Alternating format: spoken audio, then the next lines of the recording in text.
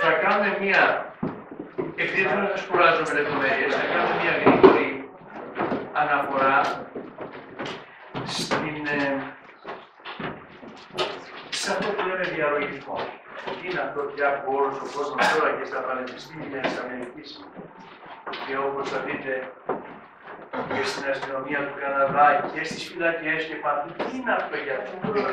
Τόσος κόσμος πια έχει γυρίσει και κάνει διαλογισμό, ρε παιδιά, έλεος, τι είναι αυτό, Πολλοί κόσμος σκέφτεται ότι ο διαλογισμός είναι κάτι που κάθεσαι, ας πούμε, έτσι και κάνεις αυτό και σιγά σιγά ηρεμείς και μετά ετοιμάζει το φαΐ στην κουζίνα και πας και τρως.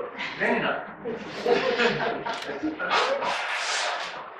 Ο διαλογισμός, λοιπόν, θα σας δώσω έναν ορισμό, ο οποίος εμπεριέχει λιγάκι την ολότητα του όρου, αλλά θα σας το δώσω παραστατικά σαν ένα ταξίδι. Λέει λοιπόν ότι... Ελάτε κύριε Ελένη, γιατί θέλω να ακούει ο Χάρης και να βλέπει. Καθίστε.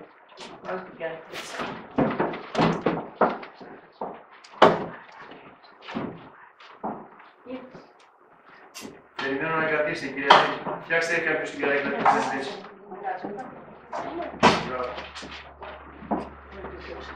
Ωραία. Για δώστε λίγο σημασία σε αυτόν τον ορισμό που βοηθάει κάποιον που δεν έχει και ιδέα τι είναι αυτό το πράγμα. Λέει λοιπόν ότι ο διαλογισμός είναι το βαθύ συνειδητό εσωτερικό ταξίδι της σιωπής για γνωριμία με τον πραγματικό εαυτό μας και τις δυνατότητες του. Μας λέει ότι είναι ταξίδι καταρχήν. Και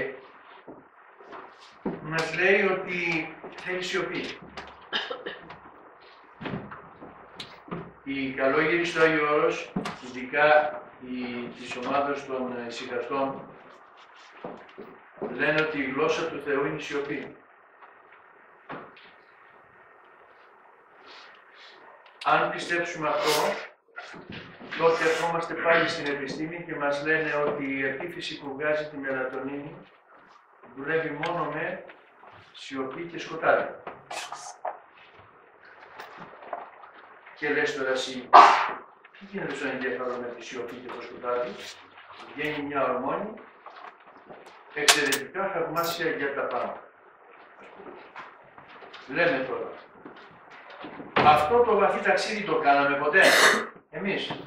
Εγώ θα σας πω ότι έχετε κάνει όλοι σας. Δεν υπάρχει άνθρωπος που να μην κάνει διαλογισμό, διότι ένα μέρος του διαλογισμού το έκανε όταν άκουγε το παραμύθι της μαμάς του. Ήταν μωρό. Τι έλεγε η μαμά? Πώς στο δάσος μέσα, το κοινοσκουφίτσα, ο λύκος κλπ. Τι έκανε το μωρό? Έκανε εικόνες. Πώς δουλεύει ο εγκέφαλος? Μόνο με εικόνες. Δεν έχει άλλο τρόπο να δουλέψει ο εγκέφαλος, μόνο με εικόνες. Πες του μια ιδέα, αφηρημένη, όποια θες. Αγάπη. Αυτή την ανάλογη εικόνα για να το χωνέψει. Δεν μπορεί να το χωνέψει, δεν το καταλαβαίνει. Ο εγκέφαλος λοιπόν είναι ένας εσωτερικός κινηματογράφος. Πότε δούλεψε αυτός ο κινηματογράφος πρώτη φορά? Όταν η μαμά μας έλεγε παραμύθια. Που σημαίνει ότι όλοι μας έχουμε περάσει από τη μοίηση του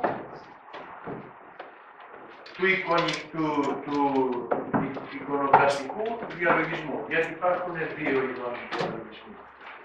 Ο ένας είναι αυτός ο οποίος ασχολείται με το να κατευθύνει τη σκέψη μας σε εικόνες για να φτάσει κάπου και θα δούμε πού. Και ο άλλος είναι να αφήσουμε τον εγκέφαλο χωρίς σκέψη. Αυτός είναι ο υπερβατικός διαλογισμός που είναι για τους πιο προχωρημένους και δυστυχώς δεν είναι εύκολο να μην κάνουμε σκέψη. Είναι ο πιο δύσκολο. Το πιο δύσκολο στον άνθρωπο σαν τιμωρία είναι να του πεις, παρακαλώ μην μιλάτε, να του πεις μην κάνεις σκέψη. Βάσανος. Εκεί έχω και μία δική μου θεωρία, η οποία έρχεται σε αντίθεση με τους παλιούς δασκάλους που μας πιέζανε στην αυτοσυγκέντρωση να κάνουμε ντε και καλά σημάδεψη τη σκέψη.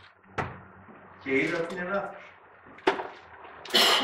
Και ας με διορθώσει η ψυχολόγο εδώ, είναι λάθος. Η σκέψη δεν πιέζεται και δεν πρέπει να πιέζεται. Δύο πράγματα μαγνητίζουν τη σκέψη. Το ένα είναι η έρευνα και το άλλο είναι η δημιουργία. Εάν η σκέψη δεν έχει έναν τέτοιο έρωτα από τους δύο, δεν συμμαζεύεται με τίποτα. Τελείως. Είναι ασημάζευτο. Αυτό είναι και μεγάλη πρόκληση, αλλά και μεγάλη χαρά. Τι κάνουμε? Τις βρίσκουμε εμείς σε ένα πεδίο έρωτος. Και λέμε, αφού θέλουμε να τις μαζέψουμε, κάτσε να τις βάλω εγώ να σκεφτεί, ας πούμε, τι μ' αρέσει, ξέρω εγώ, το σύντροφό μου, το παιδί μου. Ενώ προηγουμένως την έχουμε αφήσει ελεύθερη λύτσα. Να προσχίσει, το γράψω όλα, αυτό βγει τίτλο. Έτσι λοιπόν, έχουμε τη δυνατότητα να παγιδεύσουμε τη σκέψη μας, να συγκεντρωθεί η σκέψη μας, χωρίς να την πιέσουμε. Αυτό όμως δεν μας το κάνανε οι δάσκαλοι και εγώ στενοχωριόμουν πάρα πολύ και δεν συγκεντρώτα ποτέ. Όσο την πίεζα τόσο έφευγε και τώρα μια χαρά συγκεντρώνομαι σε κάτι που θέλει η σκέψη μου και στην ουσία την ακολουθώ. Ο διαλογισμός λοιπόν είναι ένα κομμάτι που το έχουμε πει όλοι και αν μας αρέσει ο σινεμάς και η τηλεόραση είναι γιατί είναι το παραμύθι το μεγάλο. Γιατί μας τραβάει η τηλεόραση, τι έχει? Δύο αγαπητά πράγματα του διαλογισμού, του νου.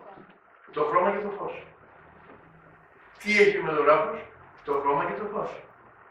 Ας μην είναι καλό το έργο όταν δω ένα ωραίο τοπίο και η οθόνη μεγάλη που εγώ πολλές φορές έχω μείνει στο τοπίο. Αυτό θυμάμαι από όλο το έργο. Έτσι λοιπόν τυπώνεται στο μυαλό μας μια ωραία αίσθηση η οποία την ώρα αυτή με κάνει ευτυχισμένο. Τι σημαίνει με κάνει ευτυχισμένο? Αυτό που λέγαμε πριν. Βγάζει καλές ορμόνες και αισθάνεται όλο το κυταρικό μου σύστημα ευτυχισμένο. Μα η ψυχή μου είναι συνδεδεμένη με το κυταρικό. Γιατί να μην είναι και αυτή ευτυχισμένη? Αν τώρα προσθεθεί και ένα καλό άρωμα και μια καλή άβρα της θάλασσας, είμαι καλά. Τέλεια.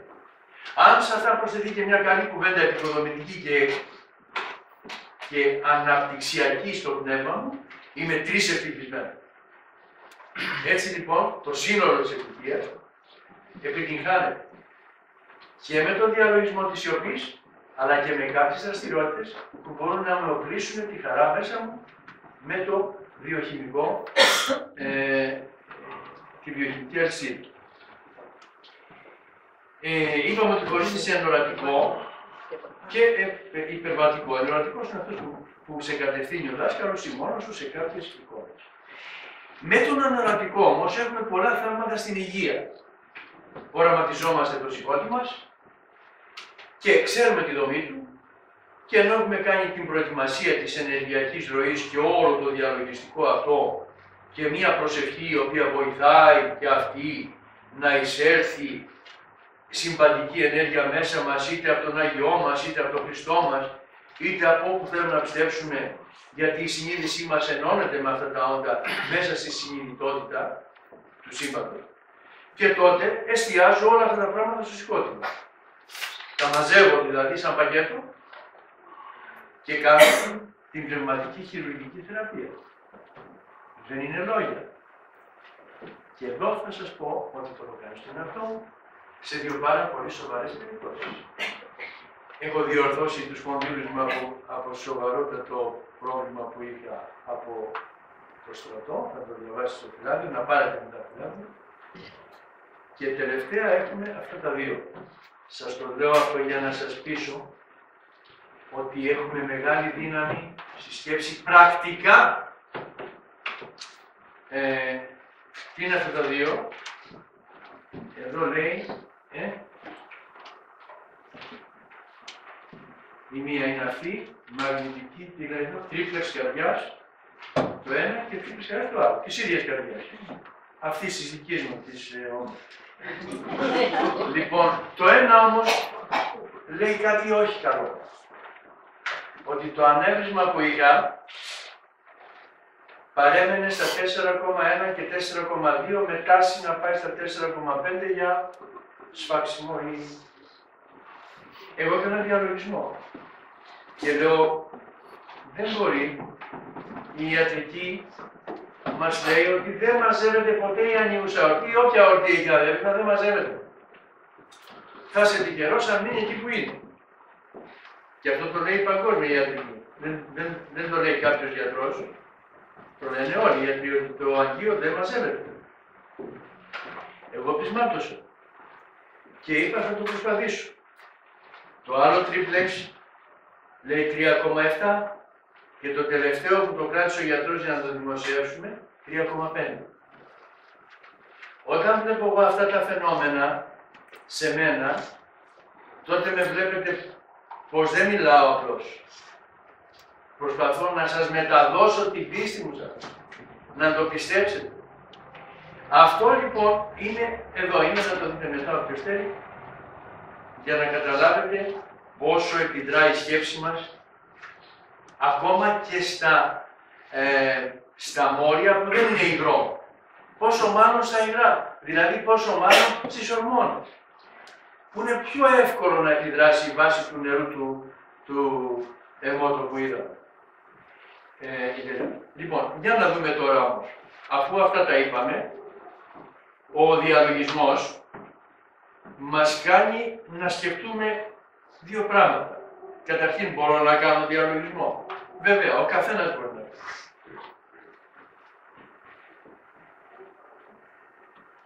Η βασική αρχή του διαλογισμού είναι να θέλω να ανιχνεύσω τις δυνάμεις που έχω. Από εκεί και πέρα μπορώ να βρω ένα μικρό χώρο στο σπίτι μου ή κι αν δεν βρω, μπορώ να κάνω διαλογισμό στο αυτοκίνητο. Έχω μία στρεσογόνα ημέρα και δεν οδηγώ καλά. Κάτι δεν πάει καλά, ένα πρωί δεν πάει καλά, σταματάω κάπου, άκρη, σε ένα παράδειγμα. Βάζω τα γυαλιά ηλίου για να μην με δούνε με κλειστά μάτια, αν δεν θέλω, και κάνω το διαλογισμό μου, όχι πολύ. Ένα λεπτό. Ένα λεπτό είναι ικανό να αλλάξει όλο το ενδοκρινικό σύστημα. Ξέρετε πόσο γρήγορα αλλάζει η ορμονική ροή, η ορμονική είναι σύνθεση. Αστραπιαία. Εγώ δεν το πίστευα, αλλά μου είπανε πως αλλάζει μέσα σε κλάσματα δευτερολέπτου και λέω πώς είναι δυνατόν, δεν προλαβαίνει. Κι όμως, γίνεται τόσο γρήγορα που λέω στους μαθητές στην πάυση της κάθε άσκησης, αφήστε το ζόρι που περάσατε, τώρα κάντε χαρούμενες σκέψεις και αμέσως απορροφά τις ορμόνες της έντασης και βάζει ορμόνες χαράς. Μέσα σε πολύ λίγο χρόνο. Λοιπόν, κάντε το διαλογισμό σας παντού. Τα αποτελέσματα τώρα της εφαρμογής, γιατί θα μπορούσαμε να μιλάμε για το διαλογισμό πάρα πολύ, είναι πολύ μεγάλο κεφάλαιο, δεν μας θέλει. Πρώτο αποτέλεσμα. Επίτευξη αρμονίας, αναδιοργάνωσης και αναδιοργάνωσης της ταραγμένης μας συνειδητότητας. Αυτό δεν θέλουμε να το δείχνουμε. Αυτό θέλουμε. Να έχουμε αρμονία, να μην έχουμε ταραχή στη συνειδητότητα. Τι σημαίνει συνειδητότητα? Στις πεποιθήσεις μας. Δηλαδή, πιστεύω αυτό, αλλά μήπως είναι άλλο. Α, όχι, αυτό είναι άλλο. Α, το μυαλό τρελαίνεται. Και γίνεται ένα κομφούζιο από μικρές αναστολές, μικρές δηλαδή απορρίψεις. Παλεύει μέσα μας πολύ γρήγορα το ένα με το άλλο πάρα πολύ έντονα. Αρμονία λοιπόν. Δεύτερο, άνοιγμα στη συμβατική συνειδητότητα και στη μεγαλύτερη προσέγγιση του όπου πιστεύουμε. Θεός είναι. Ο Ζωροάστρης είναι. Ό,τι να. Όταν ανοίγω τη συνείδησή μου στο σύμπαν, δεν ανοίγω μόνο στα αστέρια, ανοίγω και σε μια συμβατική συνειδητότητα που σημαίνει όλες οι συνειδήσεις μαζί, ο Θεός. Άρα προσέχομαι καλύτερα και με ακούνε καλύτερα όταν ανέβω ένα ψηλό βουνό, γιατί είναι πιο ψηλά, παρά στον κάτω. Να λοιπόν ο διαλογισμός, ένα καλό ασανσέρ, πάω να δω τον Χριστό πιο κοντά. Παράδειγμα τώρα για να καταλάβετε ότι αυτή η ανωδική κατάσταση με ωφελεί ακόμα και στην προσευχή. Άνοιγμα. Αναθεώρηση της τάσης σκέψης και ζωής προς το καλύτερο. Εδώ είναι θέμα πεποιθήσεων. Όλες οι αναποδιές γίνονται και όλες οι αρρώστιες όταν οι πεποιθήσεις μας, η στάση ζωής και τα πιστεύω μας δεν εναρμονίζονται με τον εσωτερικό μας κόσμο που έχει ανάγκη της σύμπλευσης, να συμπλέει το σηκώτη με την Ανδρομέδα, να συμπλέει το πνευμόνι με το φεγγάρι. Αυτή η συνεργασία αρμονίας των σπλάχνων μου με το περιβάλλον, με την αδελφή μου, με εσάς, με το Φάνη, αυτή λοιπόν η σύμπλευση είναι θέμα πεποιθήσεων και θέμα κατά κάποιο τρόπο αποδοχής ότι είμαστε πολύ ένα. Αυτό ο διαλογισμός το επιτυγχάνει πάρα πολύ γρήγορα. Μας κάνει να αισθανθούμε πολύ ενωμένοι με ό,τι αναπνέει γύρω μας. Είτε εδώ, είτε στο σύμπαν. Προσέλκυση των θετικών προθέσεων του σύμπαντος. Προσέξτε. Έχει αποφασίσει το σύμπαν να μας δώσει μια ευτυχία. Εμείς την προσελκύουμε ή την αποτρέπουμε. Ο διαλογισμός ανοίγει το κανάλι να μας έρθει αυτό. Να μας έρθει. Ξέρετε πόσα καλά έχουμε χάσει? Πάρα πολύ. Θα μπορούσε να είναι τελείως διαφορετική η ζωή μας και ο βιοσυντονισμός που ασχολείται ο Γιώργος που ασχολείται με αυτή την αρμονική σύνδεση των ενεργειακών παλμών μέσα μας με τα έξω από μας. Και αυτός ο συντονισμός κάνει την αρμονία της βίας. Έτσι λοιπόν προσελκύουμε θετικές προθέσεις του σύμπαντος, να έρθουν τα καλά. Τακτοποίηση των εσωτερικών αντιθέτων. Μέσα μας πάντα παλεύουν τα αντίθετα πράγματα, τα οποία μας δημιουργούν δυστυχία. Αυτά μια χαρά το τακτοποιεί ο διαλογισμός, γιατί γίνεται διαιτητής και βλέπει τους αγωνιζόμενους σαν τρίτους. Μέσα είναι οι δύο αγωνιζόμενοι. Είναι η σύγκρουση καθηκόντων και βάσανος μεγάλων μερικές φορές. Και μπαίνει ο διαλογιστικός νους και τους λέει, όπα, ο αγώνας είναι ισοπαλία. Εσείς θέσου, εσείς θέσου. Τελείωσε. Φεύγει ο πόλεμος μέσα. Επίδραση στο σώμα μας και στην ψυχή, όταν ασθενεί και ό,τι δεν μας αρέσει, με την ικανότητα της αυτοεπιδιόρθωσης το διορθώνουμε. Επιδρά λοιπόν ο νους στο σώμα, αλλά και στην ψυχή και κάνει αλλαγές. Αλλαγές αυτοεπιδιόρθωσης. Όταν λοιπόν λέμε αυτοεπιδιορθώνομαι, σημαίνει ότι εντοπίζω πρώτα το κακός υπάρχον και επιβάλλω την διόρθωση εκμεταλλευόμενος τις δυνάμεις του ανώτερου. Δεν μπορεί κανένα κύτταρο να μην υποχωρήσει όταν διατάζει από πάνω. Ο ανώτερος σε αυτού ή αυτός όπως το υπέστηκο είναι πολύ πιο δυνατός από τον εγκέφαλο και μπορεί να δώσει διαταγές εάν τον αφηνήσουμε και να κάνει γρήγορη ανάταξη όλων των αντιθέτων. Επόμενο καλό. Επέμβαση και έλεγχο στις συνήθειες, καλές ή κακές.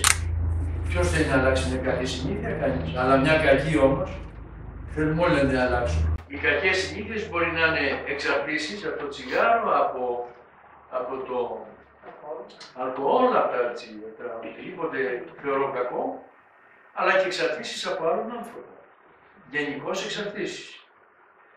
Όταν λοιπόν εμείς θέλουμε να είμαστε ολοκληρωμένες οντότητες και ευτυχισμένες και αποφασίζουμε να απεγκλωβιστούμε από κάποιες εξαρτήσεις, τότε ο διαλογισμός είναι πάρα πολύ δυνατός να μας το προσφέρει.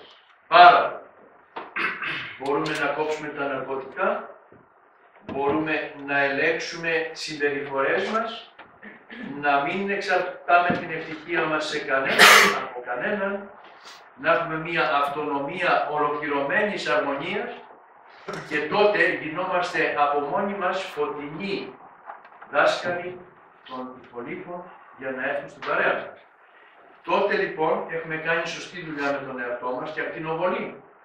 Γιατί όποιος δουλεύει στον εαυτό του σε αυτό το επίπεδο, χωρίς να το καταλάβει, εκπέμπει. Και δεν εκπέμπει μόνο στο σύζυγο, στο παιδί, εκπέμπει στην κοινωνία. Το βλέπετε. Κάνουν για το καλό της κοινωνίας, για να μην έχουν εγκληματικά. Δεν είναι παιδιά μικρά, δεν είναι κρυφοί, θα τους ζει όλο το σύμπαν. Δεν τρέπονται, το κάνουν. Πιστεύουν σε αυτό. Επιδρά λοιπόν στην κοινωνία ολόκληρη, αλλά επιδρά και στους φίλους σας και στο κοινωνικές. Αυτό ποτίζεται τώρα που μιλάμε. Αυτό είναι αποθήκη ενέργειας. Εάν τα αποτίσετε καλά τα διπλά σας και κάτσε πάνω το παιδί, θα πάρει αυτή την ενέργεια. Γι' αυτό θα το έχετε προσέξει όταν μπαίνουμε σε εξοπλίσια, χωρίς να μας μιλάνε, αισθανόμαστε την ενέργεια και γινόμαστε κατανυκτικότεροι. Και άλλα πολλά. Μπαίνουμε σε ένα σπίτι και χωρίς να τους έχουμε δει, αισθανόμαστε άσχημα. Γιατί η ενέργεια είναι εμποδισμένη παντού. Άρα λοιπόν, πρέπει με το διαλογισμό να καθαρίσουμε τις κακές ενέργειες, να φύγουν και να αποκτήσουμε με τον αγιασμό της Θείας Ενέργειας το σπίτι μας και οτιδήποτε υπάρχει που να μας στενοχωρεί να το αλλάξουμε. Επίδραση λέει εδώ στο ανθρώπινο και φυσικό περιβάλλον, το είπαμε, και άμυνα. Μας φτιάχνει την άμυνα. Ξέρετε, ο εσωτερισμός φτιάχνει ένα κουκούλι. Αυτό το φωτεινό κουκούλι που το κουβαλάμε πάντα είναι μια σπίδα όλων των επερχόμενων κακών ενεργειών. Οπλίζεται ο άνθρωπος με αυτό και δεν έχει τίποτα να φοβηθεί, διότι εμπεριέχει την Θεία Ενέργεια της ένωσης με το σύμπαν και με το Θεό. Λίγα λόγια είπαμε. Πιστεύω να καταλάβατε ότι ο διαλογισμός είναι πράγματι ένα ταξίδι εσωτερικής αφύπνισης των δυνάμεών μας και μπαίνουμε στο μεγάλο πρόβλημα της εποχής. Το άγχος. Εδώ τώρα πρέπει να δούμε τι είναι αυτό το πράγμα που τελικά όλος ο κόσμος πήγαινε μέσα στο άγχος. Βλέπετε αυτή την κοπέλα. Βλέπετε και αυτόν. Κοιτάξτε να δείτε τώρα.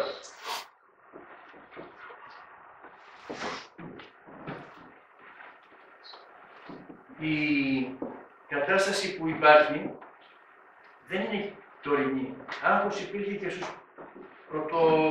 πρώτους αυτούς που είδαμε στην αρχή. Φοβόντουσαν το λιοντάρι, φοβόντουσαν το δεινόσαυρο, το Τι γινόταν όμως, η ζωή ήταν διαφορετική τότε. Και τότε φοβόντουσαν λίγο, σκοτώνανε το λιοντάρι και μετά ήταν μια χαρά. Δεν τους έμενε κάτι. Χορεύανε, τρώγανε καλά κλπ. Αλλά ασκούντο. Κάνανε κίνηση. Φεύγανε πολλά του φόβου κατάλοιπα. Τι γίνεται σήμερα?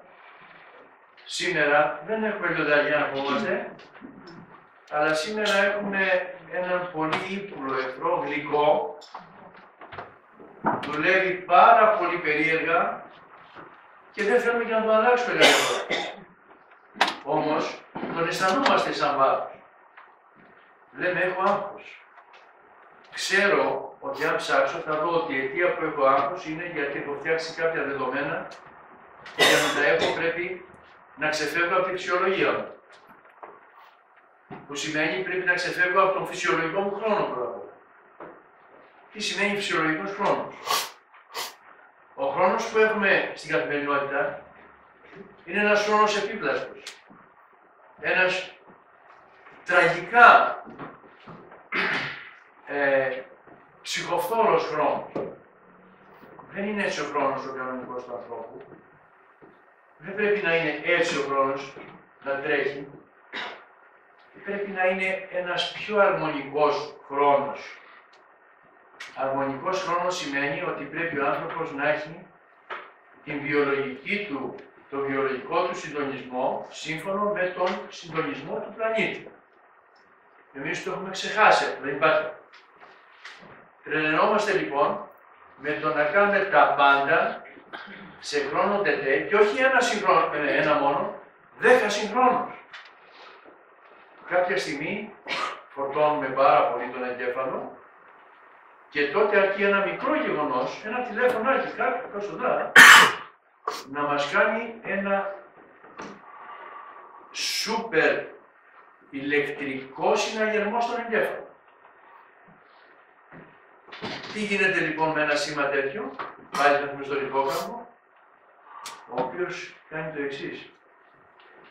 Με το που δέχεται ένα αγχώδες μήνυμα, αψηφάτων κυρίως εγκέφαλο, και πάει στον αρχαίγωνο, στο μικρό, και του λέει γρήγορα τώρα στείλε πράγματα, τρελαίνομαι. Και αρχινάει αυτός γρήγορα γεμίζει το σώμα όλο με κορτιζόλη, οι ορμόνοι του άγχους, και αρχινάνε να τρελαίνονται όλα τα ώρα. Έλα όμως που δεν φτάνουν εκεί, δεν φτάνει μόνο εκεί. Το άγχος, μπαίνουμε τώρα πώς σωματοποιείται, συρρυκνώνει όλες τους διάβλους. Όλους τους διάβλους.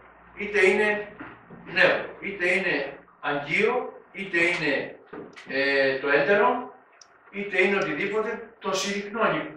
Πώς θα έκανε κάποιος που φοβάται, αντί να είναι έτσι, θα είναι έτσι. Αυτό παθαίνει όλο το σώμα. Όταν συρρυκνωθούν αυτά, εμείς το νιώθουμε και θα δούμε ότι όλοι το έχουμε νιώσει το άγχος πάνω μας, ότι αρχινάνε τα χέρια μας να μην έχουν αίμα, τα πόδια μας δεν μας ανεβάζουν καλά στη σκάλα, ένας πόνος στο στομάχι και αυτό συρρυκνώθηκε και παράλληλα με αυτό βγαίνουν και οι τοξικές ουσίες, οι ορμόνες. Εάν τώρα θεωρήσουμε ότι αυτό είναι το μεγαλύτερο κακό, κάνουμε λάθος. Είναι άλλα 2-3 χειρότερα κακά που κάνει το άγχος. Προσέξτε λίγο αυτή τη λεπτομέρεια εδώ με τώρα. Το άγχος, την ώρα του στρες, συρρυκνώνει και κλείνει σχεδόν και τα νάντις, τα κανάλια της ενέργειας, της ζωτικής ενέργειας. Ναι, αλλά άμα κλείσουν αυτά, τέλος η ζωή του κύτταρου.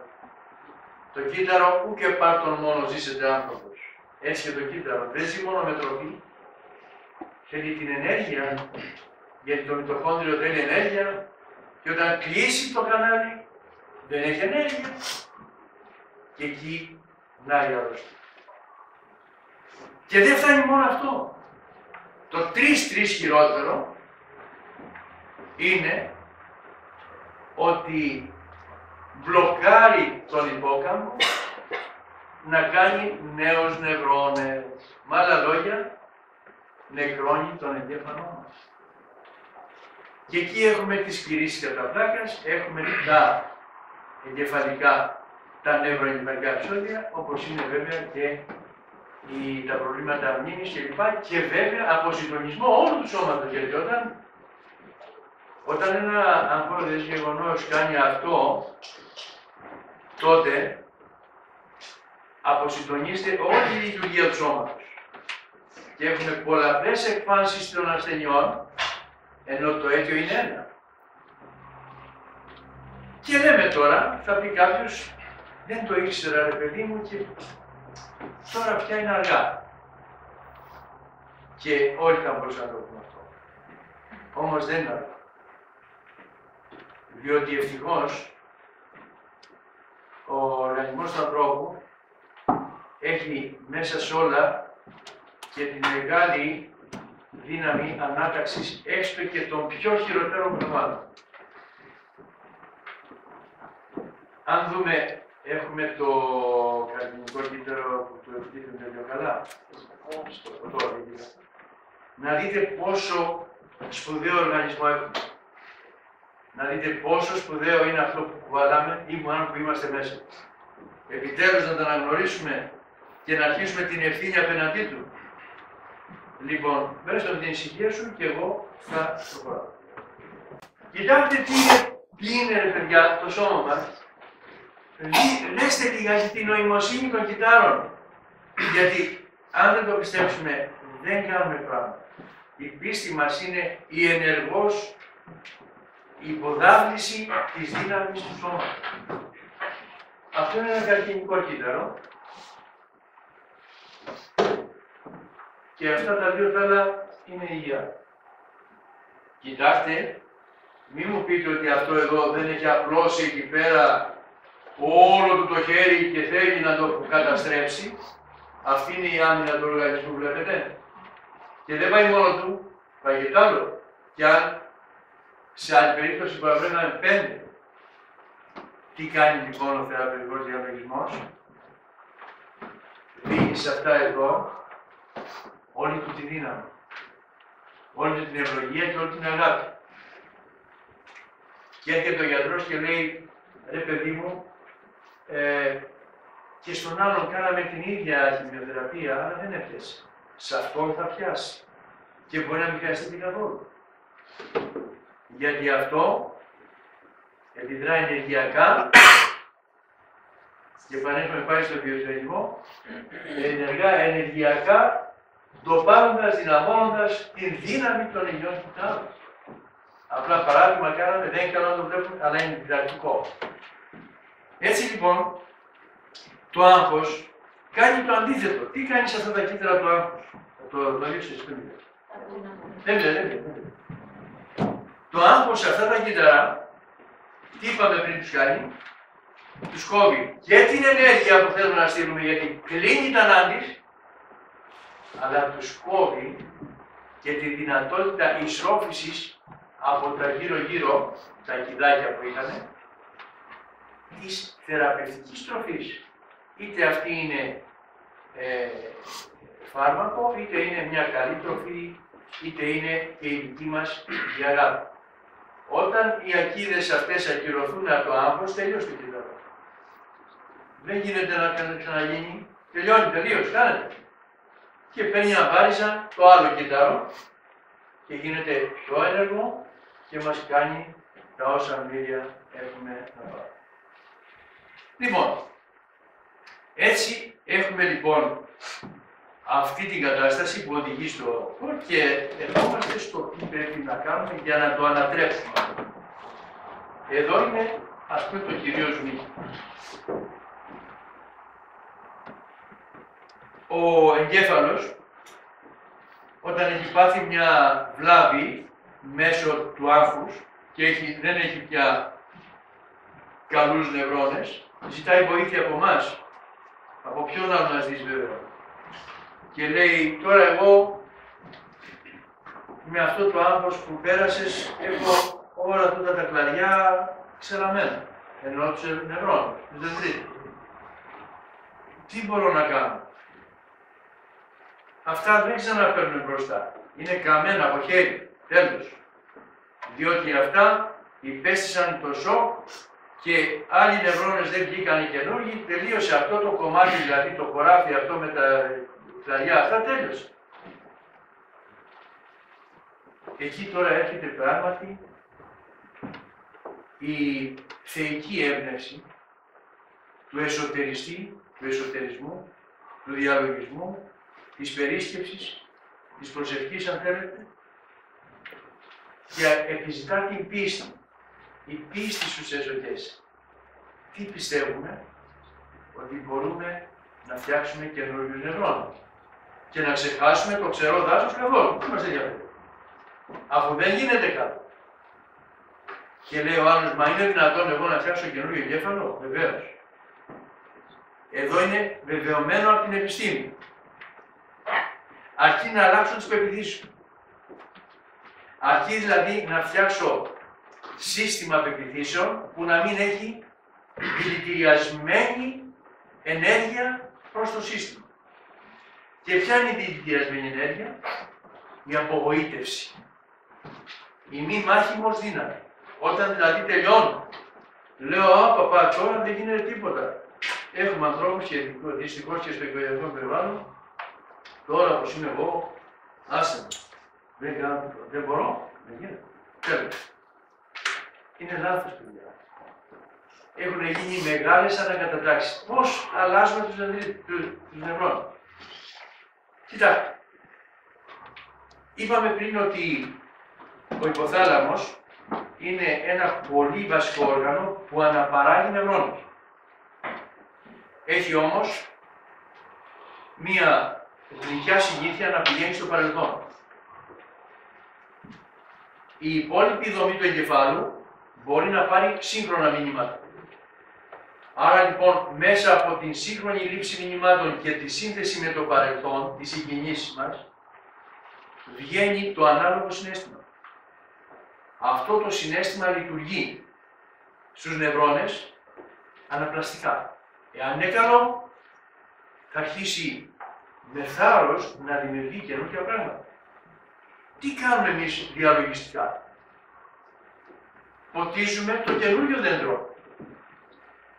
Μεγαλώνει, το παλιό δέντρο υποτονεί. Πώς έχουμε ένα παιδί και του ποτίζουμε τα καλά πράγματα. Να ανδρωθεί με τα καλά του. Για να υποτονίσουν τα αρνητικά. Το ίδιο κάνουμε και στον εγκέφαλο. Το ταΐζουμε συνέχεια με αισιόδοξες, χαρούμενες σκέψεις. Με. Άγγελε, συγγνώμη.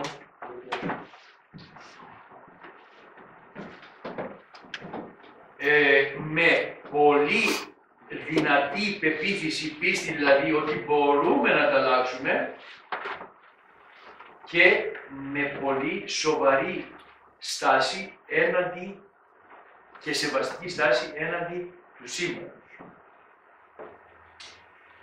Όταν λοιπόν θέλω να βρω τρόπους πρακτικούς για να διαχειριστώ το άγχος, κάνω τα εξής βήματα που είναι λίγο απλοϊκά μερικές φορές. Πρώτον, ανακαλύπτω τη γενεσιουργό αιτία, αν υπάρχει κάποιο γεγονός. Λέω, Στάσο, επειδή τι αγχώθηκα, τι ήταν αυτό που με άγχωσε, πώς ξεκίνησε. Και εκεί πάνω δουλεύω αναλυτικά, δίνοντάς του την ανάλογη ένταση. Είναι τόσο που εγώ το θεώρησα 100, μήπως είναι 80, μήπως είναι 10, το βαθμολογώ και όσο το σκέφτομαι τόσο μικραίνει. Δεύτερον, αλλάζουμε την ταχύτητα, όπως είπαμε, δηλαδή τον χρόνο. Δένω τα παπούτσα μου αργά. Το πρώτο βήμα. Οδηγώ και δεν τρέχω, αφού κυλάει η ρόδα και λέω σκέψου να μην είχα αυτοκίνητο. Βάζω και τη μουσική μου, χαλαρώνω και απολαμβάνω. Τρέχουν οι άλλοι τρελοί. Εγώ να μην και λόγο. Εγώ αν δεν έχω λόγο δεν τρέχω. Θα τρέξω μόνο όταν υπάρχει βασικός λόγος, γιατί τότε βάζω το σώμα μου σε διακινδύνευση, αλλά υπάρχει κάποιος λόγος. Πάω κάπου πολύ σοβαρά και θα τρέξω, ίσως. Χαίρομαι όμως το να πηγαίνω αργά. Αποφασίσω και λέω θα βάλω άλλους χρόνους στη ζωή μου. Τρίτο, λέμε stop. Μπάστα που λένε οι Ιταλοί. Έλεος. Τρέχτε όσο θέλετε εσείς γύρω. Εγώ stop. Αλλάζω από σήμερα στάση μέσα στην συρφετό του αγχώδους πλήθους. Και μένω με τη συνειδητότητά μου εσωστευώς. Αλλάζω τελείως. Φεύγει μέσα μου το ραγδαίο κυνηγητό. Και αλλάζω συνειδητότητα της στιγμής. Τέταρτον, γράφουμε τι μας αγχώνει. Πάρτε ένα χαρτί και γράφουμε. Με αγχώνει ο Γιώργος, η δουλειά μου, η μαμά μου, το αυτοκίνητο και γράφτα όμως. Να τα βλέπεις. Έχει πολύ μεγάλη σημασία αυτό. Θέλεις να τα κολλήσεις και κάπου, κόλλα, αλλά να ξέρεις. Γιατί αυτά τα πράγματα που θα γράψεις θα περάσουν εικονογραφικά μέσα σου. Και θα ξέρεις ότι εγώ ή ζω μαζί τους ή τα αλλάζω. Και όταν αποφασίσεις να αλλάξεις, δεν αλλάζεις τα πράγματα αυτά. Αποφασίζεις τι θέλεις να χάσεις. οτιδήποτε αλλάζω έχει ένα κόστος. Εάν αποφασίσω ότι θέλω να αλλάξω κάτι, πρέπει να αποφασίσω τι θα στερηθώ όταν τα αλλάξω. Ας είναι καλό ή κακό, το έχω συνηθίσει. Έχω τις νευρώνες που λένε, ας πούμε, εδώ πέρα το όνομα του συζύγου μου, Γιώργος, ας πούμε. Αν τον αλλάξω και βρω ένα άλλο σύζυγο, εδώ δεν φεύγουν οι νευρώνες. Πρέπει να δω πώς θα υποστώ αυτή την απώλεια. Όπως έχουμε παραπάνω για τους χωρισμούς. Τέταρτο, πέμπτο. Αποφασίζουμε τι θέλουμε να αλλάξουμε και τι θέλουμε να στερηθούμε. Το είπα πριν.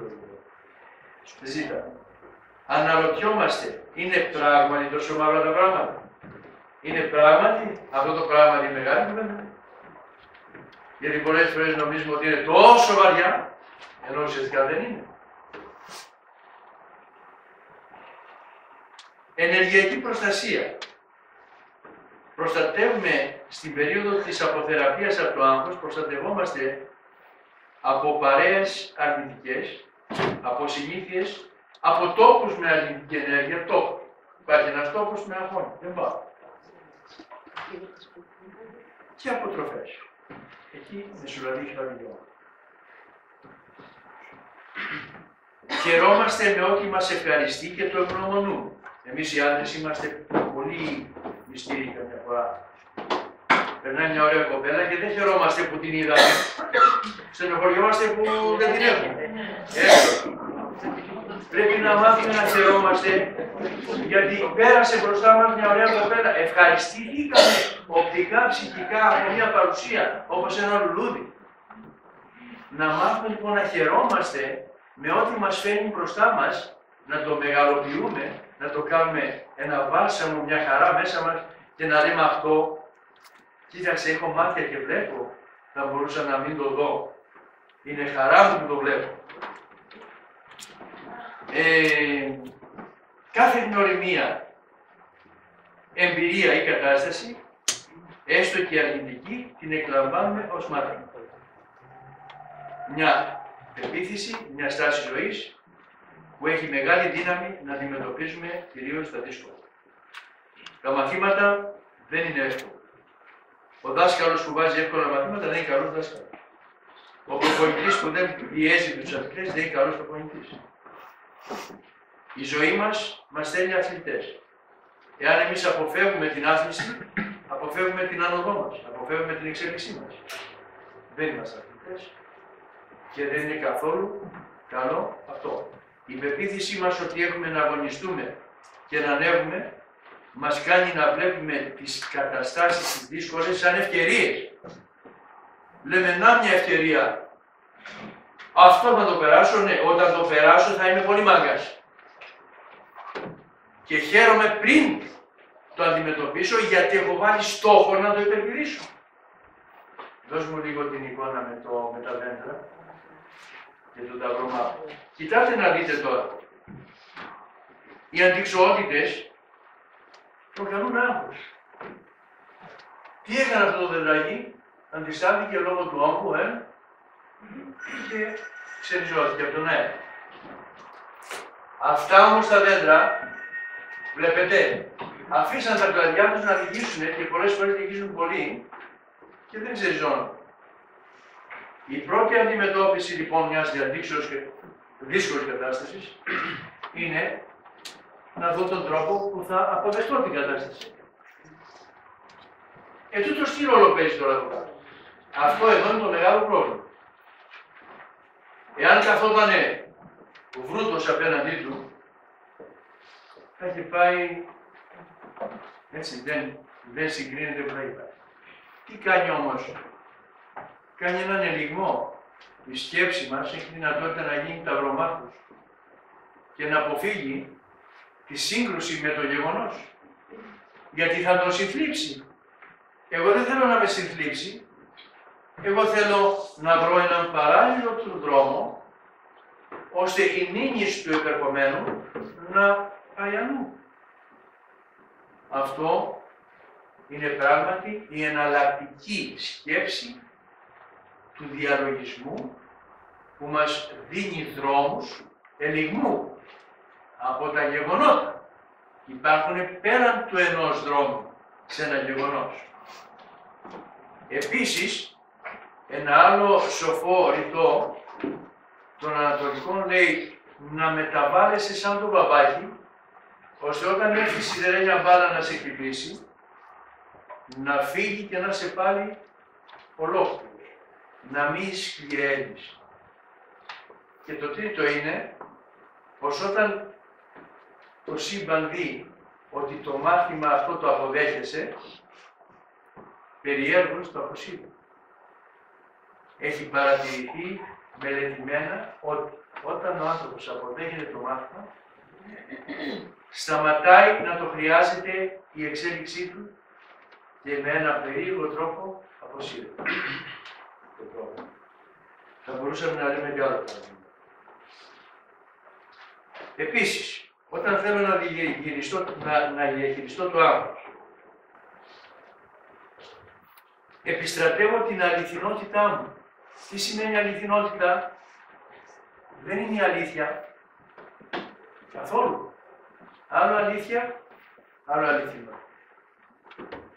Η αληθινότητά μου είναι να είμαι αυτός που είμαι. Με λίγο ψέμα, με λίγο πονηριά, με λίγο εγωισμό κλπ. Αυτός είμαι. Εάν το αποδεχτώ το πακέτο όλο, έχω κερδίσει πάρα πολύ στο να μπω στην αυτοεπιδιόρθωση. Αν δεν το αποδεχτώ και πω εγώ είμαι τέλειος, φυσικά δεν θα αλλάξει τίποτα, δεν το συζητάμε. Έτσι αποαγχώνομαι, διότι αποδέχομαι πρώτα τον εαυτό μου και σιγά σιγά αυτό λειτουργεί θεραπευτικά στον εγωισμό. Δηλαδή τον συντρίβω χωρίς να πονάω, γιατί τον έχω αποδεχτεί και γίνομαι φωτεινότερος. Βρίσκω ενδιαφέρουσες δραστηριότητες. Στο άγχος λοιπόν ωφελεί πάρα πολύ δραστηριότητα. Γιατί να μην βρω και μια ενδιαφέρουσα δραστηριότητα, ένα χόμπι, ένα περίπατο, μια παρέα, μια καλή φίλη, ένα καλό φίλο και δραστηριότητα, η δημιουργία. Ασκούμε και επισκέπτουμε συχνά τη φύση. Η φύση είναι πολύ απορροφητής των αγχωδών ενεργειών μέσα. Και τέλος μπορεί να υιοθετήσω και ένα στυλάκι. Λοιπόν, επειδή δεν θέλω να κουράσετε άλλα, πες το έτσι. Γατάκι, όχι. Ναι, ένα ζωάκι. Το οποίο απορροφά. Λοιπόν, κοιτάξτε τώρα. Θα πάμε λίγο να δούμε πρακτικά τη διαχείριση του θυμού. Είπαμε 5 πράγματα για το άγχος, πώς μπορούμε να κάνουμε. Βέβαια, υπόψη είναι ότι αυτά είναι τόσο περιελκυκά που εγώ του στενοχωριέμαι, αλλά δεν γίνεται αλλιώς. Δεν μπορούμε να τα αναλύσουμε με αυτό. Παίρνουμε όμως μια γεύση για να πιστέψουμε στις δυνάμεις μας σιγά σιγά. Υπάρχει μια ιστορία που έλεγα προχθές για το θυμό. Κοιτάξτε αυτό το παιδάκι. Βλέπετε τι λέει αυτό το παιδάκι? Ότι ο θυμός είναι πολύ φυσιολογικό πράγμα. Δεν είναι κάτι που γίνεται μεγαλώνοντας. Είναι μέσα μας ο θυμός. Και ήταν πάντα. Τώρα θα μου πείτε, γιατί το έδωσε η φύση αυτό? Έχει τις αμυνές του. Τίποτα δεν έχει, είναι μόνο κακό. Ούτε το άγχος είναι μόνο κακό. Και όλα έχουν γίνει για να βρούμε αιτία να ασκούμεθα. Ο θυμός λοιπόν μοιάζει λιγάκι με σαν να τρελαίνει ο άνθρωπος. Λέει ο Αριστοτέλης, ο καθένας μπορεί εύκολα να θυμώσει, να θυμώσει όταν πρέπει, εν δικαίω, όσο πρέπει και να τον εκφράσει όπως πρέπει. Και ένας άλλος δάσκαλος, το έλεγα προχθές, ρωτάει τους μαθητές του, λέει, γιατί φωνάζουν τα θυμό μου, ποιος μπορεί να το πατήσει. Λέει ο άλλος, ξέρω για να ακουστούμε. Όχι, για να σχόλιο. Γιατί οι καρδιές τους είναι πάρα πολύ μακριά από την άλλη και δεν ακούγονται. Έτσι λοιπόν η συνειδητότητά τους είναι απομακρυσμένη και εκρηκτική. Τι κάνουμε λοιπόν για να διαχειριστούμε το θυμό? Πρώτα απ' όλα απομακρύνομαι όσο μπορώ για να το σκεφτώ. Υπάρχει το φιλοσόφημα ότι μαλώνουμε δύο και λέει ο άλλος θα σου απαντήσω άλλο. Και έχει μείνει στα δεδομένα αυτό, ότι είναι ένας καλός τρόπος να διαχειριστείς την κατάσταση. Καθυστερώ. Πολλές φορές χρησιμοποιώ έντεχνα πράγματα για να καθυστερήσω να ανταποκριθώ στο θυμό. Να ανταποδώσω. Τρίτον, βαθιές αναπνοές πραναγιάμα και κάνω καλές σκέψεις με εικόνες που με ευχαριστούν. Διαλογισμό. Δεν είναι τόσο εύκολο όταν είμαι θυμωμένος. Ωστόσο, και μόνο που θα σκεφτώ αυτό, μία αναπνοή να κάνω, μία μόνο, αλλάζει η ένταση που μου έχει ανεβάσει τα γράδα που λέμε. Παρατηρώ την επίδραση στο σώμα μου. Παρακώνω τις εκφράσεις του προσώπου. Όταν με φανταστώ θυμωμένο, δεν θέλω να με βλέπω. Είναι πολύ άσχημος. Και κοιτάω τα χέρια μου που τρέμουν και την αναπνοή μου και την καρδιά μου και αυτά και λέω όχι, η επίδραση του θυμού αυτού μου κάνει ζημιά. Μπορώ να κάνω σκέψεις προς τον εαυτό μου, ωφέλιμες, γιατί να είμαι έτσι, δεν θέλω να είμαι έτσι. Να περπατήσω, να φύγω, να αλλάξω μαγνητικό περιβάλλον. Ο τρόπος που θα εκφράσω το θυμό μου μπορεί αντί να ισορροπήσει τα πράγματα να τα κάνει χειρότερα. Άρα λοιπόν, είχε δίκιο ο Αριστοτέλης που λέει το πώς πρέπει να εκφράσω το θυμό μου. Το να αλλάξω μαγνητικό περιβάλλον, το να λύσω. Όταν έχω ένα έντονο γεγονός εδώ μέσα, όλα αυτά επηρεάζουν. Και αυτή η ενέργεια με επηρεάζει ακόμα και αν θέλω να ηρεμήσω. Μπορώ να βγω έξω, να πάρω και εισπνοές, να καθίσω λίγο, να αποφορτιστεί που λένε η κατάσταση στον χώρο και να επανέλθω με μια άλλη διάθεση, σίγουρα και μια χρονικά ετεροχρονισμένη δηλαδή ψυχολογία.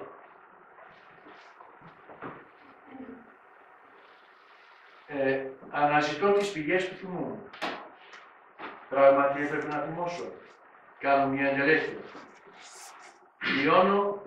Πάμε τώρα στο να μην είμαι γενικά άνθρωπος του θυμού. Πρέπει να φροντίσω να μειώσω το στρες στην καθημερινότητα.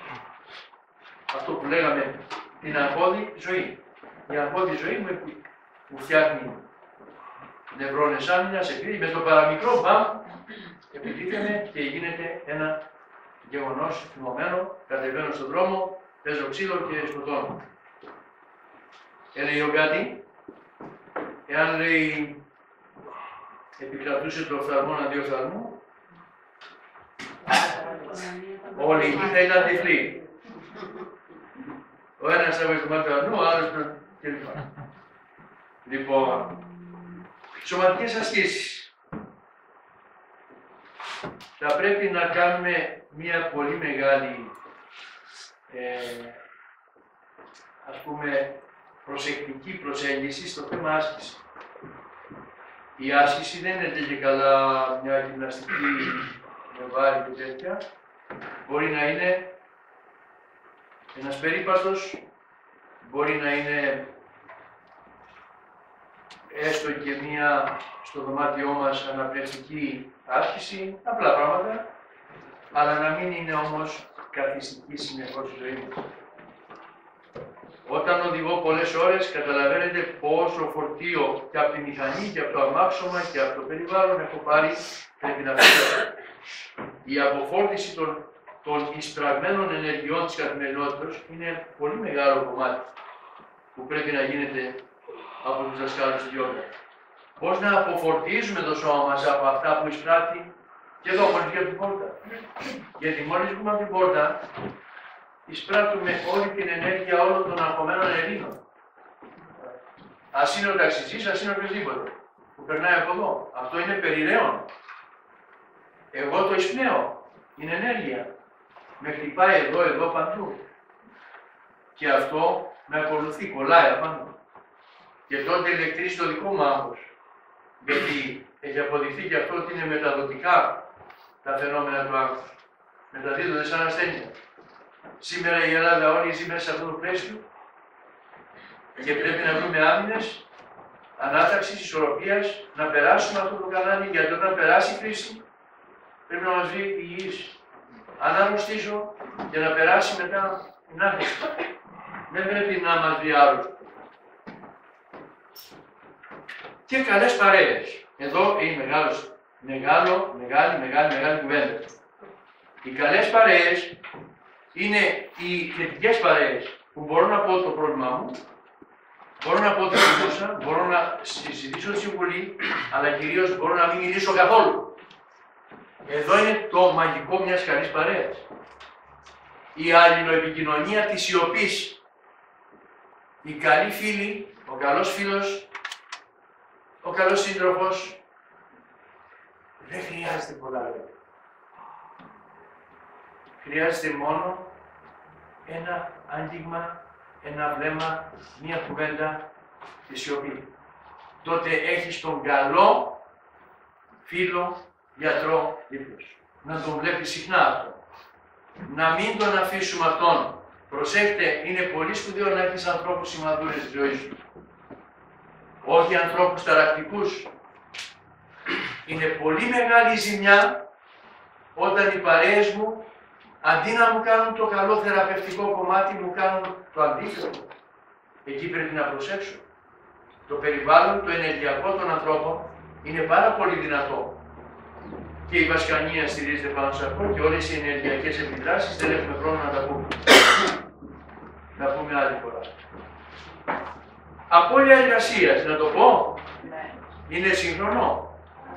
Έτσι φαίνεται. Λοιπόν, όταν κάνω τη δουλειά μου, η σκέψη μου πηγαίνει αμέσως στα όσα θα στερηθώ από τη ζωή που είχα. Είναι εύκολο να πιάσει πανικός και φυσιολογικό να στενοχωρηθώ. Αν δεν στενοχωρηθώ, είμαι ανέστος, κάτι δεν πάει καλά. Τι πρέπει όμως να κάνω για να μην αρρωστήσω? Πρώτη κίνηση. Πάλι πάμε ένα-δύο για να τελειώνουμε γρήγορα. Πρέπει να το πω σε κάποιο φίλο από αυτό που λέγαμε πριν. Τον φίλο της σιωπηρής κατανόησης. Όχι το φαφλατάφυλλο. Έτσι, προσέχετε πολύ τη σημαντική αυτή διαφορά. Και κυρίως να είναι ένα άτομο που να διέπεται από αισιοδοξία. Δεν ντρέπομαι για αυτό που έγινε. Δεν ντρέπομαι να πω ότι έχασα τη δουλειά μου. Είναι πάρα πολύ εγωιστικό να ντρέπομαι. Πολλές φορές η ντροπή είναι εγωισμός. Δεν ντρέπομαι, έχασα τη δουλειά μου.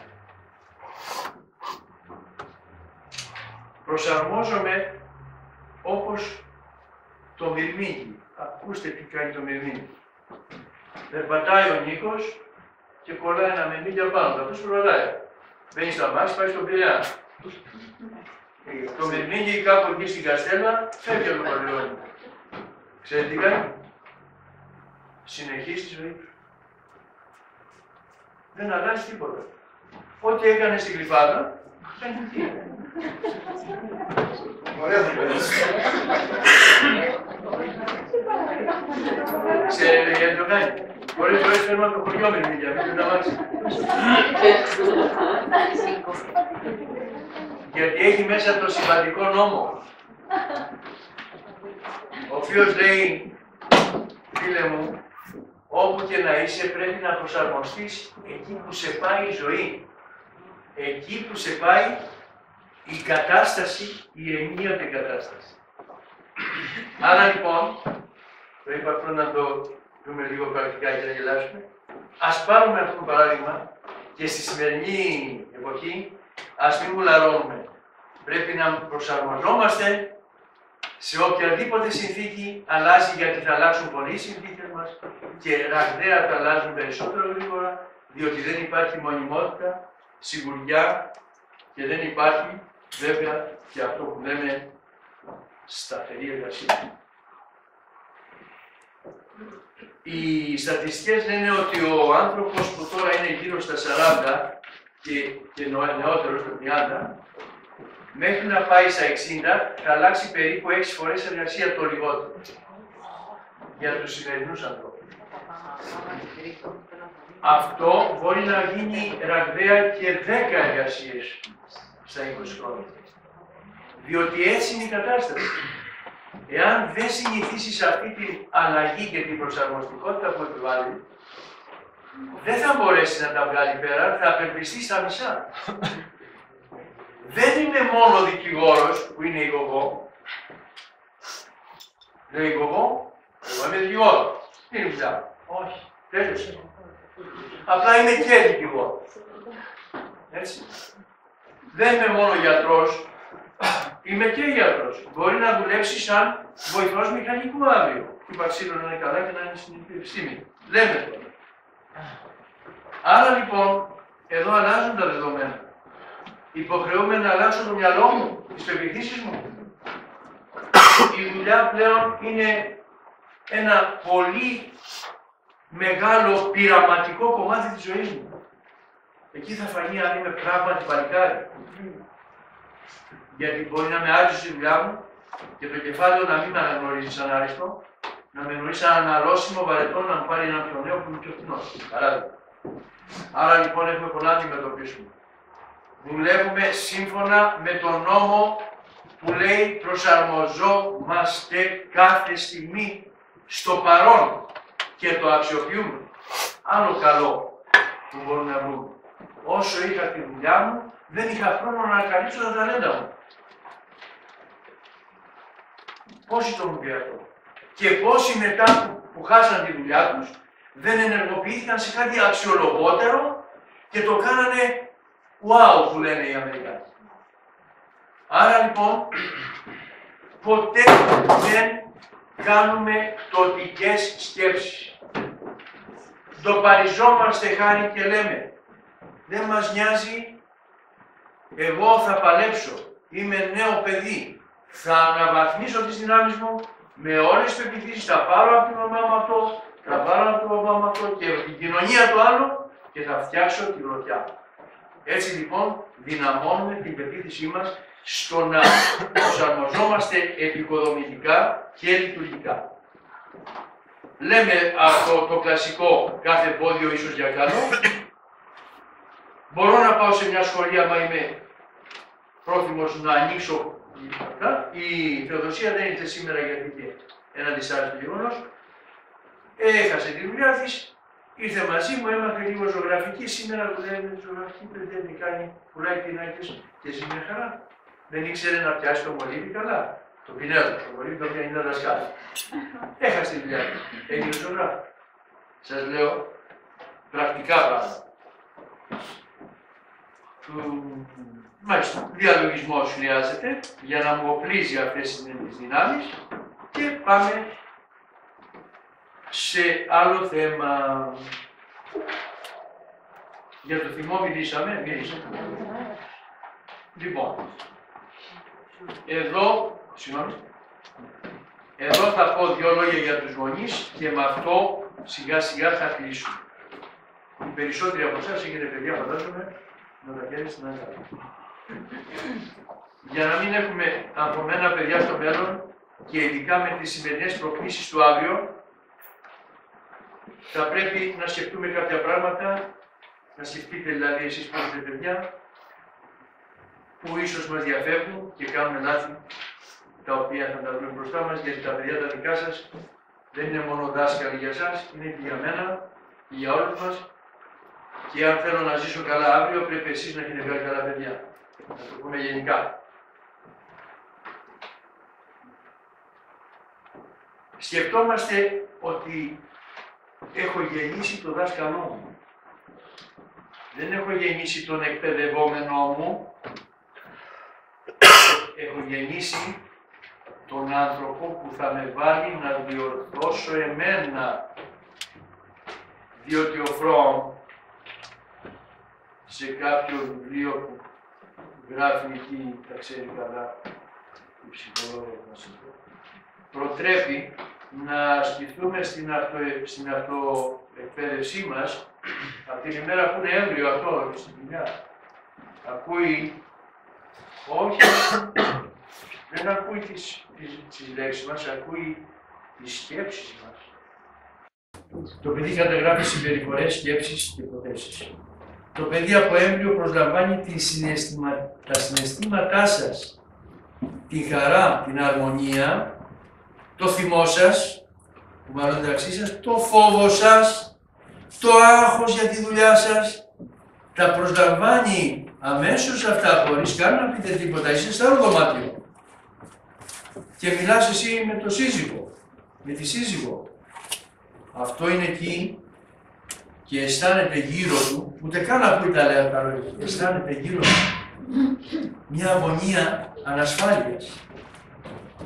Αυτό θα βγάλει αύριο ένα παιδί που θα λέει, ξέρεις κάτι, εγώ για να είμαι καλός μπαμπάς πρέπει να είμαι αγχωμένος. Έτσι ήταν ο μπαμπάς μου.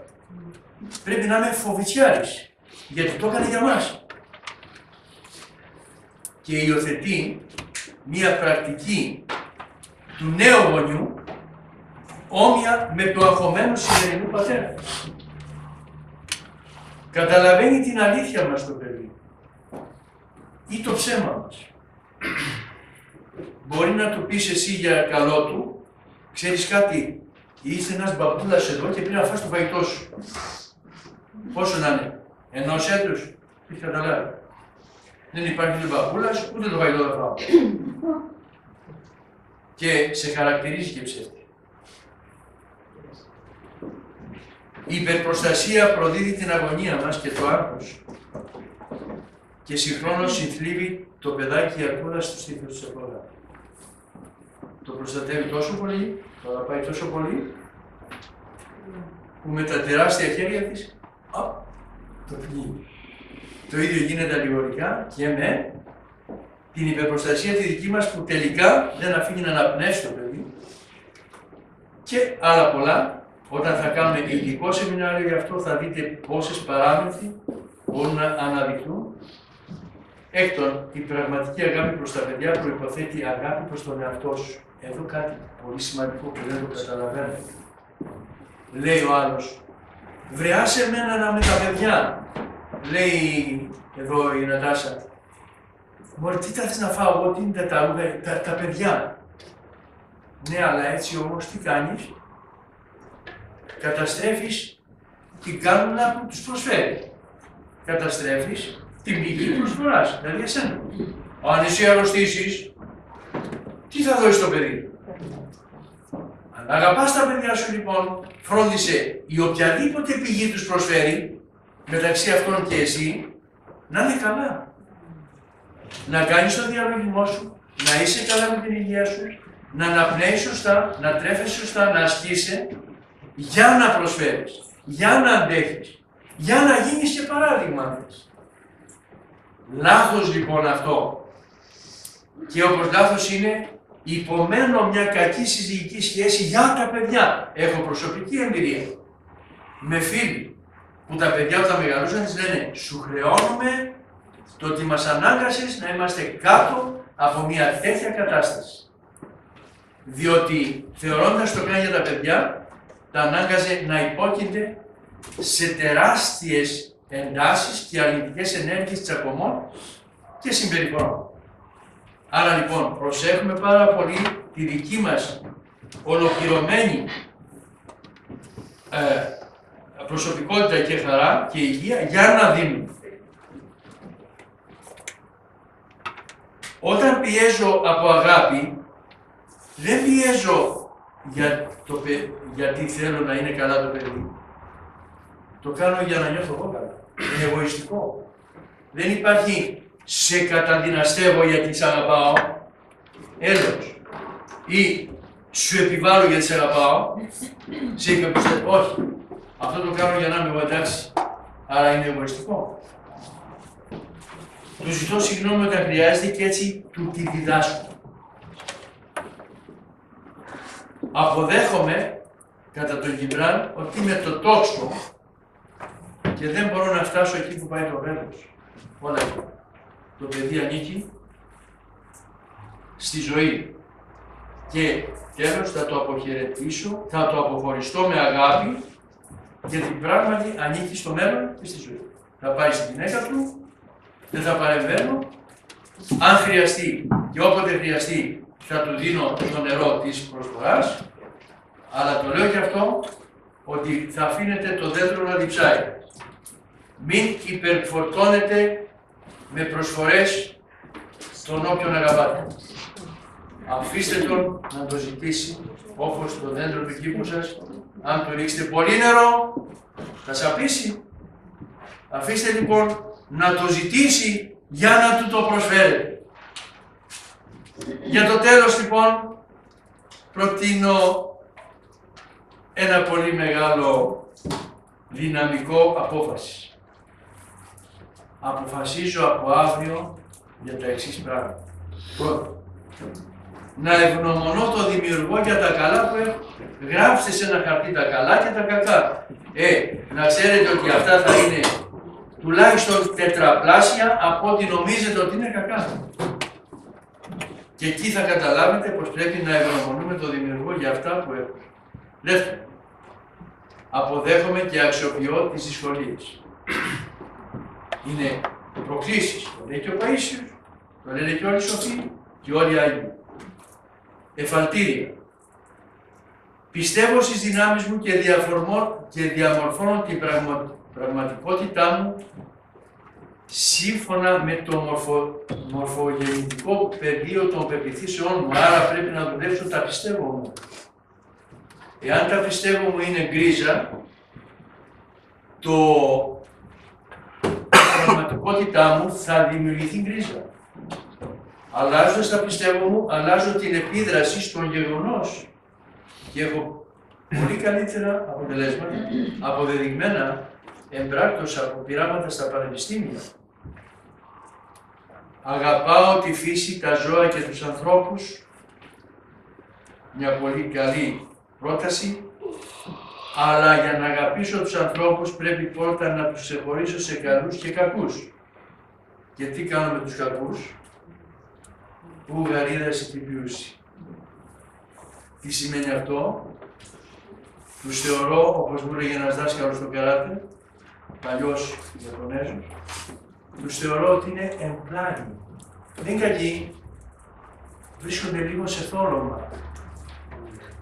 Άρα, μετατρέπω την κακότητα που πιθανόν να έχω μέσα μου χαρακτηρίσει γι' αυτόν, σε μεθυσμένο μυαλό που δεν ξέρει τι κάνει αυτή τη στιγμή, ου γαρίδαση τη βίωση. Άφεξ αυτής. Διαλογίζομαι και φωτίζω την ψυχή και το σώμα. Να μην ξεχνώ ότι είναι υπτάμενη φύση ίδια με το Θεό. Δεν είμαστε αυτό που βλέπουμε. Η ουσία μας είναι πνευματική. Είμαστε υπτάμενα όντα στο σύμπαν. Για λίγο είμαστε εδώ. Για πολύ λίγο και ας το εκμεταλλευτούμε να γίνουμε καλύτεροι υποστηρικτές του σύμπαντος, γιατί η καλλιέργειά μας εδώ ετοιμάζει το στρατό της υποστήριξης ανανεώνοντας το αγγελικό τάγμα. Μας θέλει ανώτερους για να βοηθήσουμε στην ισορροπία. Έχουμε δουλειά δηλαδή εκεί, κατά τους σοφούς και τους μεταφυσικούς μας δασκάλους. Διαλογή μου. Η κάθε πράξη μου να ευχαριστεί τον Δημιουργό. Ας πούμε ότι πλένω τα ρούχα. Γιατί το κάνω? Γιατί φροντίζω ένα δημιουργήμά του. Το σώμα να είναι καθαρό, να μην έχει μικρόβια. Καθαρίζω την τουαλέτα. Το κάνω κάρμα γιόγκα. Για το πρόγραμμα της συντήρησης του δημιουργηθέντος από το Θεό. Το σώμα μου είναι ένα δημιούργημα. Κακώς που το έχουμε αμελήσει τόσο, γιατί θα δώσουμε λόγο, είναι το σκάφος, είναι η βάρκα και πάνω έχουμε τα παιδιά μας μια φορά. Που πρέπει να μας περάσει απέναντι. Αυτό είναι το δρομολόγιο. Εάν δεν το φροντίσω και βάλει νερά η βάρκα, δεν θα φτάσω ποτέ απέναντι. Το σώμα δεν είναι κάτι που μου προκαλεί κατά κάποιους κύκλους την απέχθεια. Είναι θείο δημιούργημα. Όπως είναι και το λουλούδι και ο κήπος και το δέντρο και το άλογο. Δηλαδή αυτά τα φροντίζω και δεν φροντίζω αυτό. Είμαι βλάσφημος. Δεν αποδέχομαι τη μεγαλειώδη αξία του σώματός μου. δεν υποστηρίζω την προσπάθεια του Θεού να το έχω. Να ζητώ να μου δείχνει το δρόμο ο Δημιουργός και να αντέχω τις δυσκολίες μετατρέποντας σε μαθήματα. Να γεμίζω το σπίτι μου και το περιβάλλον μου με φως και όταν συμβούν όλα αυτά, τότε να είμαστε βέβαιοι ότι η ζωή μας θα αλλάξει και θα είμαστε πολύ πιο κοντά στην πόρτα της διαχρονικής ευτυχίας. Η υγεία και η ευτυχία πλέον θα είναι στα χέρια μας να το πιστέψουμε και ας το πιστέψουμε. Και ευχαριστώ πάρα πολύ που ήρθατε να πούμε αυτά τα λόγια. Ελπίζω να έβαλε